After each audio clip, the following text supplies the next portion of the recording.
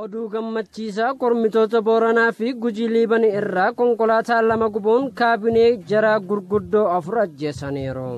Gootanni Booranaa fi Gujii galgalaa diimtuu bakka jedhamutti namni 45 guyyaa irraa karaa kutuun bulchaa godina Liiban kan Somaalee filtuu fi bulchiinsaaf nageenya filtuu fi bulchaa aanaa Dheekkaa fi bulchiinsa nageenya aanaa Dheekkaa kan warra madoolee ilaaluuf garagalaa deemutti gubbaan buhuun gama diimaa deemaa jiran irratti matarayyaasiin itti roobsuun konkolaataa isaanii irratti tarkaanfii ilaaleysaa fudhatanii jiru.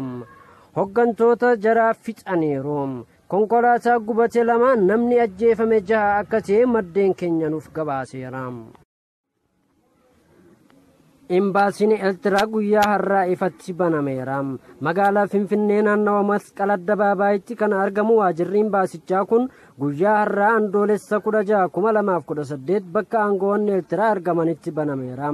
Sirna baniinsaa kana argamuun muummichi ministeera Dr. Abiyyi Ahmad furtichaa pirezidaantii obbo Isaayyaas Afwerqiitiif akka kennan gabaafameera.